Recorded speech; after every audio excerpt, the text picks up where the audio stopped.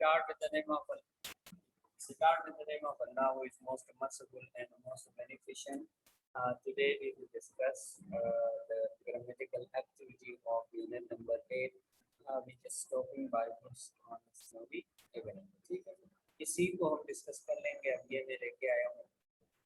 इसमें ये है कि कल हमने एक क्वेश्चन उसके डिस्कस किए थे, तो ग्रामेटिकल पोर्शन जो है उसको हमने लीड किया था. बस पीछे से आगे कंटिन्यू कर लेते हैं. जैसे कि अब जो ग्लोसरी है वो बुक में दिए है, ये मैं पहले आप लोगों को दिखा दूँ. ये देखें, ये इस ये जो 4 वर्ड्स हैं, ठीक है, इन्हीं की मीनिंग, स्पेलिंग और इसके बारे में आप लोगों से पूछा जाएगा. ठीक है, तो आप उनकी मीनिंग जो उर्दू में लिखना चाहते हैं वो हम यहाँ से स्टार्ट करते हैं. बुक एक्टिविटी जो बुक पे लिखने वाली चीज़ें हैं, ठीक है, क्योंकि ये मैं कॉपी पे नहीं लिखवा रहा, ये आप क्योंकि ये ऑलरेडी इधर लिखा हुआ है. ठीक है, तो वुड्स का मतलब जंगल. मैंने कहा था पोएम के अंदर जंगल मुराद है. ठीक है, लकड़ियाँ या लकड़ी मुराद नहीं है. फॉरेस्ट आगे मीनिंग भी फॉरेस्ट है, तो इसका मतलब जंगल उर्दू में. क्वियर का मतलब अजीब.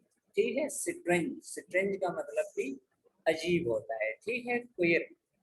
हार्नेस, हार्नेस लगाम को कहते हैं. ठीक है, जो घोड़े की लगाम होती है. ठीक हो गया, तो उसको कहते हैं हार्नेस. और उसका नेक्स्ट सिनोनिम जो बनता है वो है कंट्रोल. ठीक है, वो लगाम बेसिकली कंट्रोल करने के लिए होती है.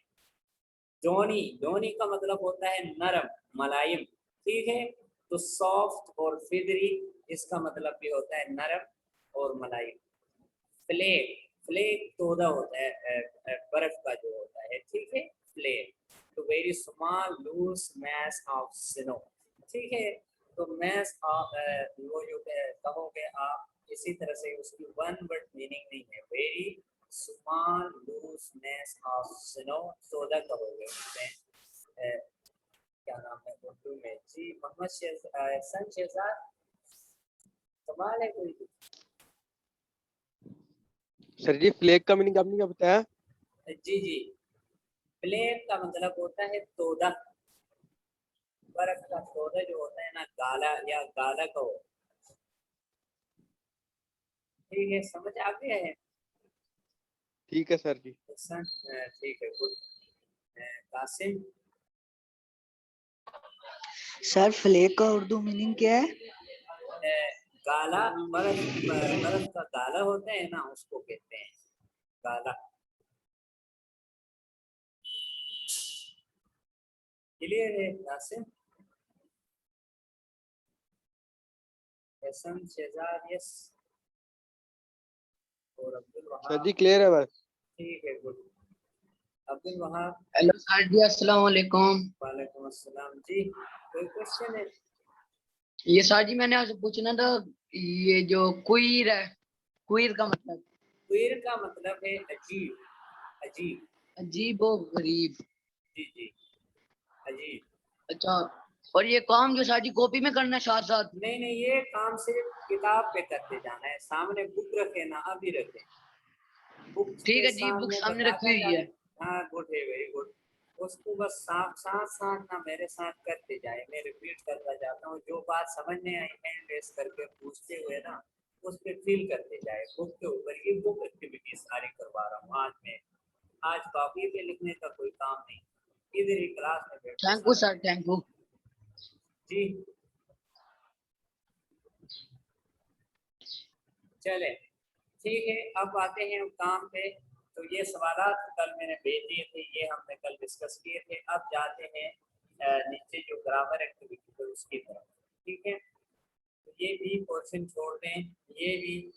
अब हम स्टार्ट, ये इमेजरी की जो है, ये नहीं है. जहाँ पे ग्रामर का हेडिंग ये 3 किए थे हमने, ये वाले है ना, ये कल किए हैं. ये डॉग वुड सिंबलाइज वगैरह. ये जहाँ आपके बुक का ग्रामर का जो हेडिंग लगा हुआ है इस यूनिट के आखिर में, ठीक है, उस ग्रामर की जो हेडिंग है उसी पे आ जाए तो आपका लिखा हुआ नजर आएगा एडजेक्टिव फ्रेज.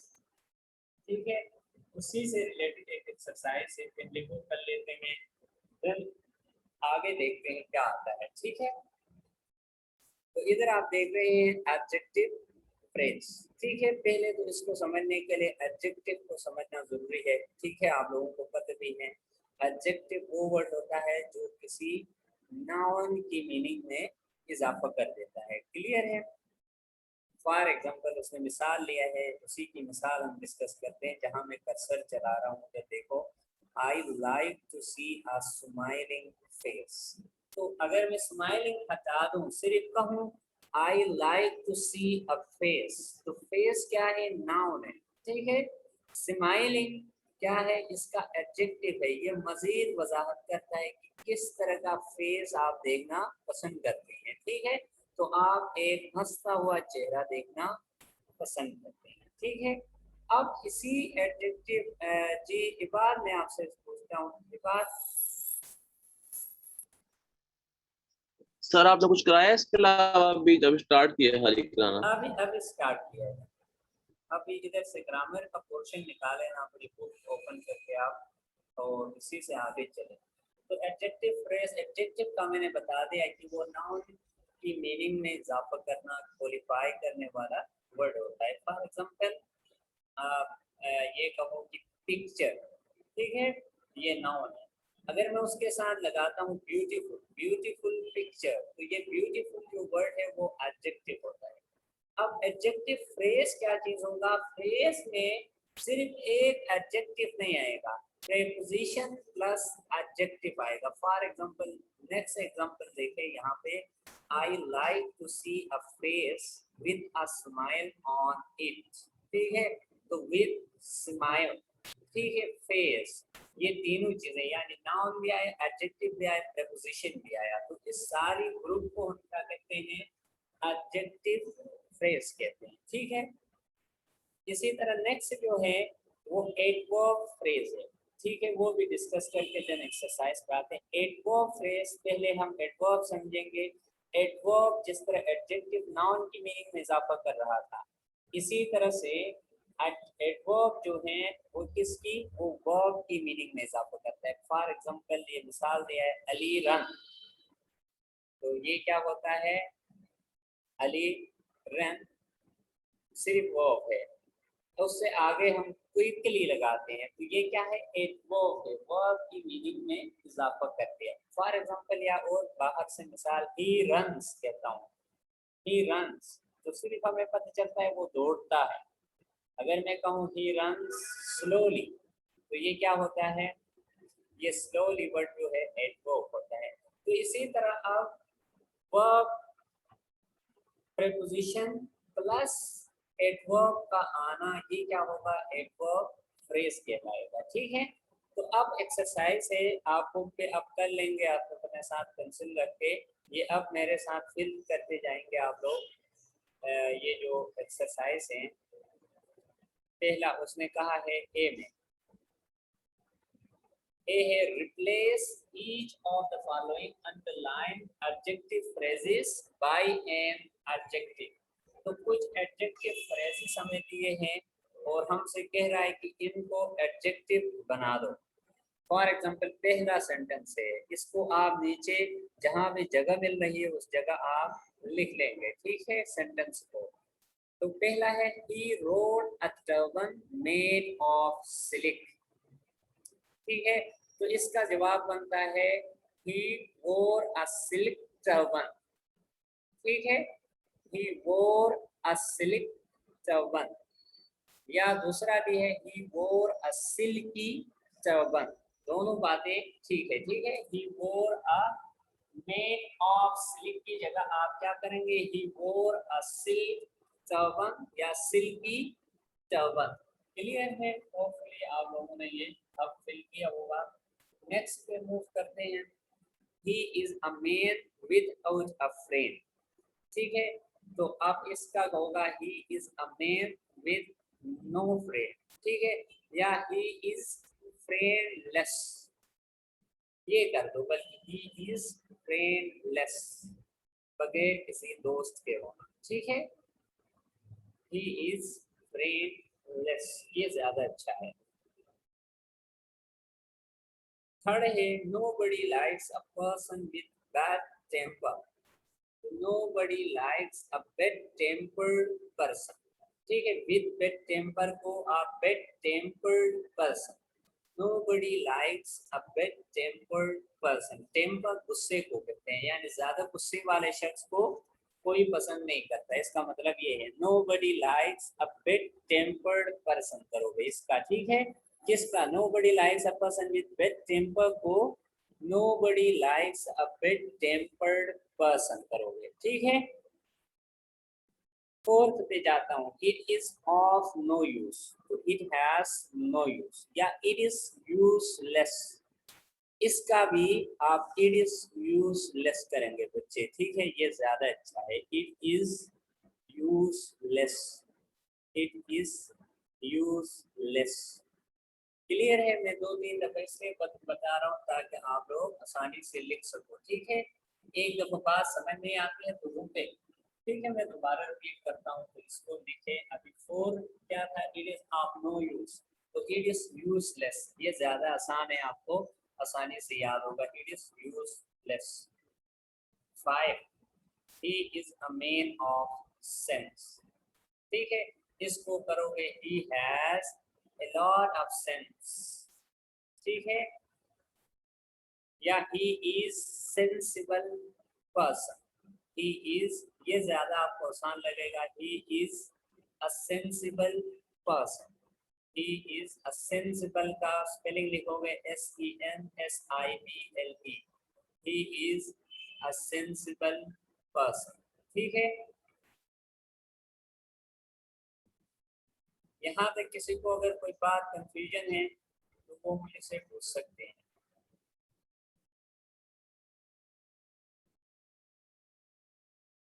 ये है, देखो, ही इज सेंसिबल. ठीक है, ये लिखना है, मैं कह रहा हूँ. अच्छा, एक और जगह थी, किधर था ये वाला? he is friendless. ठीक है, ये मैंने लिख भी दिया ताकि आप लोग आसानी से कर सको. ठीक हो गया. इसी तरह यहाँ तक अगर कोई बात अगर आप लोगों ने पूछती है अभी तो वो आप हैंड रेस कर ले. अदरवाइज मैं पार्ट बी की तरफ जाता हूँ.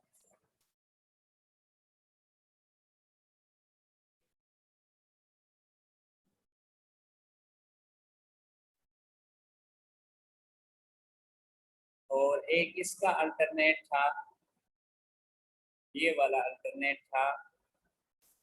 इसमें था इट इज यूजलेस. ठीक है, ये था. चले ठीक है, ये होपफुली अब आपको मैंने लिख के भी दे दिया है, आप लोगों ने किया होगा. नेक्स्ट पे मूव करता हूँ. Replace each of the following underline adverbs by an adverb phrase. ठीक है, एडवर्ब्स जो हैं अंडरलाइन एडवर्ब्स को एडवर्ब फ्रेज में चेंज करना है. ठीक है, तो अब इसको देखते हैं क्या होता है. तो इसमें अब ये मैं निकाल दूं पहले, क्योंकि ये अब आप लोगों को कंफ्यूज कर देगा.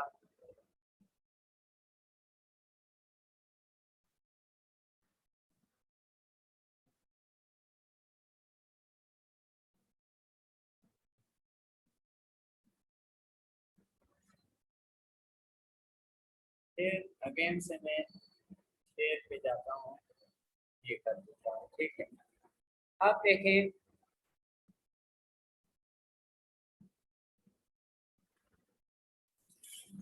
ये इस पे हम आए थे. नेक्स्ट क्वेश्चन की तरफ जाना है.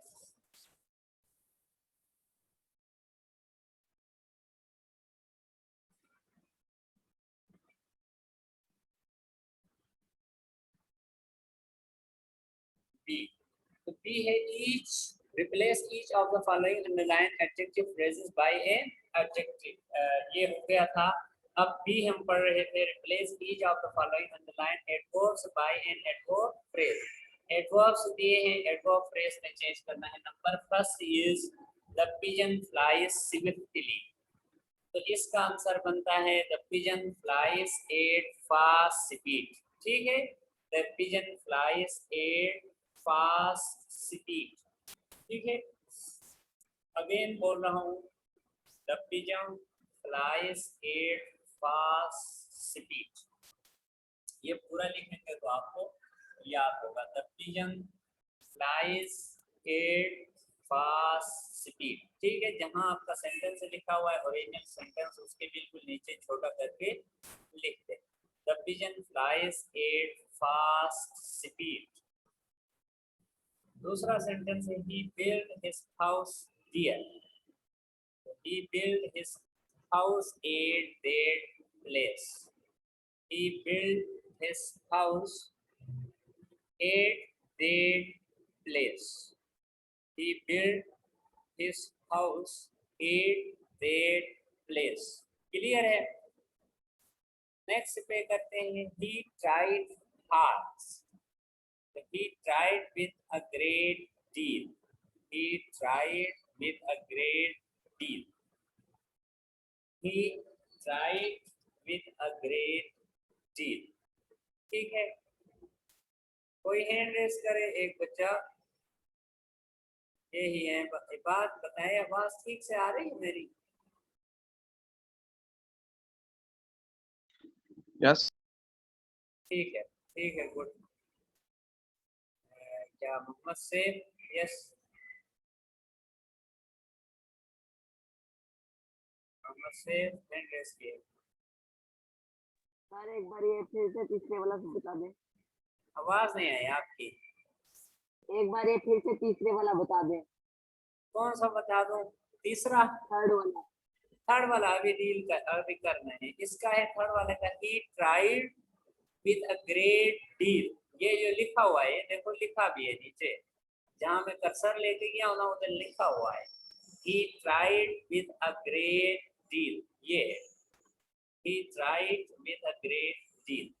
अच्छा, फोर्थ है, he spoke eloquently, तो he spoke in full flow, he spoke in full flow। ठीक है, आखिरी है 5, did Sarah behave well, तो इसका होगा did Sarah behave in a good way, या good manner भी हो सकता है। इसका अगला नेक्स्ट जो बनता है वो भी मैं लिखता हूँ, ये, ताकि आप जिस चॉइस को आपको आसानी से याद हो सकती हो वो करे।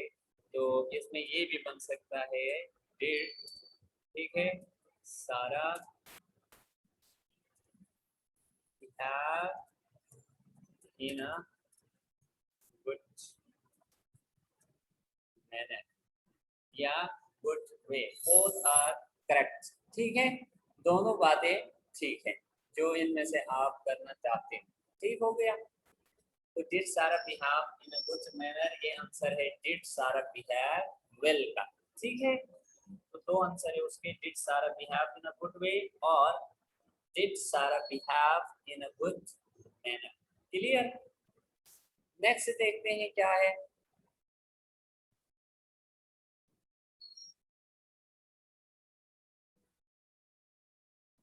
अब यहाँ पे कहता है make 3 sentences using adjective phrases and 3 sentences using adverb phrases। ठीक है, 3 sentences बनाने के हैं।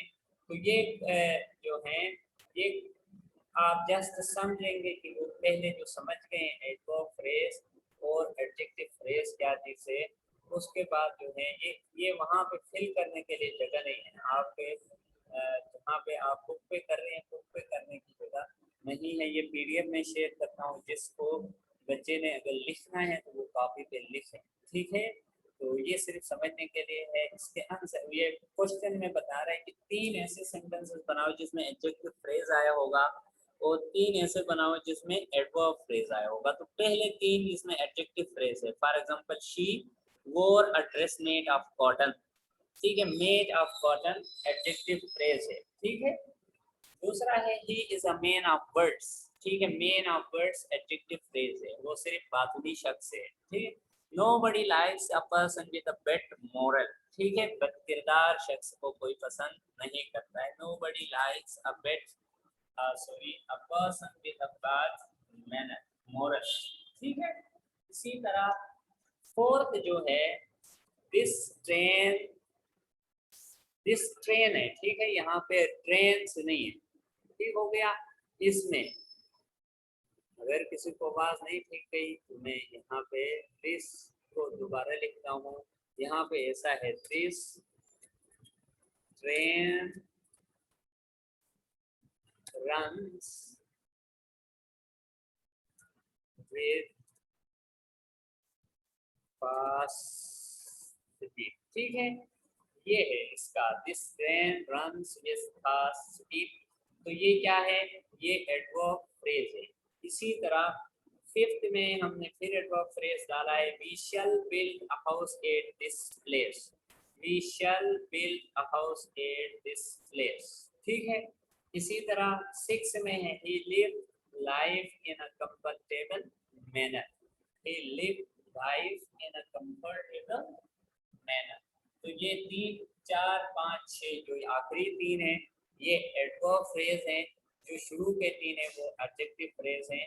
तो जब आपके पास पीडीएफ आ जाएगा तो आप बेशक उसको अपनी कॉपीज पे लिख लें, तो आपके बुक के ऊपर इसको लिखने की जगह नहीं है, ठीक है। अब देखते हैं बाकी चीज़ें, इसमें अगर कोई चीज़ रह गई तो ये समरी वगैरह चीज़ें हमने किए हैं, ये आर फर्दर एक्सप्लेनेशन वगैरह। ये एक बार अगर रीड कर लो तो अच्छा है, क्योंकि ये आपको अच्छे से और ज़्यादा अच्छे से बात समझ आएगी, ठीक है। तो रीड कर ले तो आपको ज़्यादा अच्छी बात है, ये मैं आप लोगों के साथ आज शेयर कर लेता हूँ। अब आते हैं आपके सवालों पे, कोई सवाल रिलेटेड जी बात। सर जो आप आखिरी एक्सरसाइज कराइए दोबारा करा दें, मैं बैच चला गया था एक मिनट बाहर, आखिरी एक्सरसाइज ठीक है, उसको दोबारा मैं बोल देता हूँ। ये आते हैं उसके पास,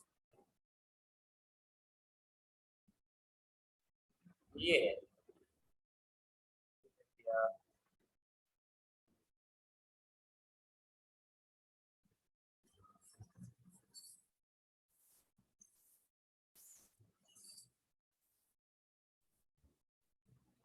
ये है, ठीक है। इसमें कह रहा है कि 3 ऐसे सेंटेंस बनाए जिसमें एडजेक्टिव फ्रेज हो, 3 ऐसे बनाओ जिसमें एडवर्ब फ्रेज हो, ठीक है। तो ये मैंने कहा ये आपके बुक के ऊपर लिखने की जगह नहीं है, जब आपके पास पीडीएफ आएगा तो आप उसको कॉपी पे लिख लेना या सिर्फ समझ लेना, ठीक है। कोई भी जुमला आएगा आपको पेपर में, ये याद कर ले, ये लिखने के लिए नहीं आएगा। कोई भी आपको कह के आएगा तो कोई भी जुमला बना सकते हो जिसमें एडजेक्टिव फ्रेज आएगा वो, ठीक है। अगर फिर भी नोट रखनी है तो कॉपी पे लिख ले। पहले 3 एडजेक्टिव फ्रेज के हैं, आखिरी 3 एडवर्ब फ्रेज के हैं। पहला है she wore a dress made of cotton, adjective phrase है, made of cotton। he is a man of words adjective phrase है। nobody likes a person with a bad moral, to with a bad moral adjective phrase है। इसी तरह the train runs with fast speed, ये adverb phrase है। we shall build a house at this place ये adverb phrase है। he lived life in a comfortable manner adverb phrase है, जो कि वर्ब के बारे में बता रहा है, ये बात थी। अब इस सारे यूनिट से आज हमने ये यूनिट जो है उसको कंप्लीट किया हुआ है। उसका पहले हमने समरी किया, देन उसके एक्सरसाइज क्वेश्चंस किए, आज हमने उसकी बुक एक्टिविटी की, ठीक है। तो इस रिलेटेड कोई सवाल इसमें से अगर आपको लगता है कोई बात आप समझना चाहते हैं या कोई बात डिस्कस करना चाहते हैं तो वो आप हैंड रेज कर ले। और लीव कोई बच्चा भी नहीं करे जब तक कि वो ना हो अटेंडेंस लेके मैंने कहूँ, फिर आने का फायदा नहीं हो जाता है जब आखिर में लीव कर जाते हो तो। जी बात। यस सर, हैंड रेज किया है आप, मैंने हैंड रेज किया पहले का होगा फिर, ठीक है। अच्छा, और भी सारे जो हैं, जो भी बच्चा है कोई भी सवाल है तो बताए थे। जी कासिम। सर ये ओरल कम्युनिकेशन स्किल्स और ये वर्क इन पेयर्स ये नहीं, ये नहीं करने हैं, ये नहीं करने हैं, ये मैंने खुद छोड़ दिए थे। वो एग्जाम के उसमें में नहीं है, बोर्ड के सिलेबस में वो नहीं शामिल है। ठीक है, चले अब मैं अटेंडेंस ले लेता हूँ आप लोगों की, उसके बाद फिर जो है तब तक आप देखें कोई किसी को अगर सवाल करने हैं वो सवाल कर ले, अदरवाइज मैं हम लीव कर जाएंगे। अभी मैं अटेंडेंस ले लेता हूँ 1 मिनट के लिए।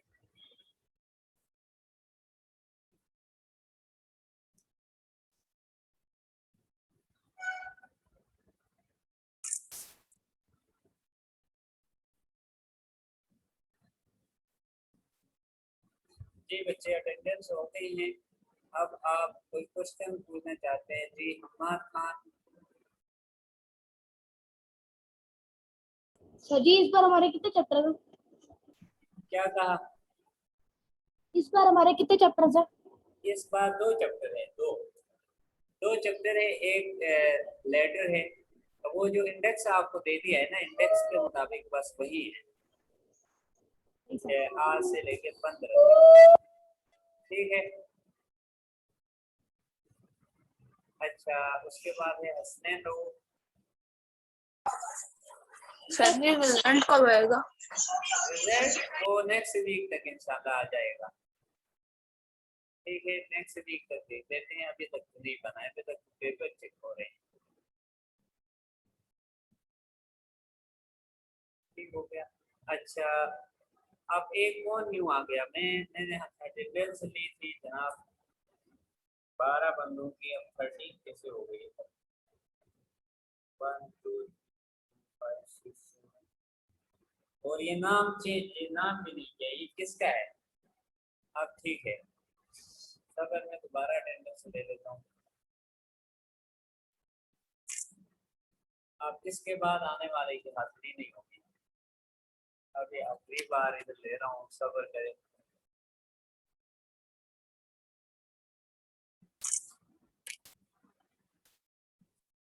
ठीक हो गया। चले अब जो बच्चे जाना चाहते हैं अटेंडेंस होती है वो लीव कर सकते हो। जिसको सवाल है अभी मैं म्यूट कर देता हूँ, आप सवाल कर ले। Thank you very much, Allah Hafiz.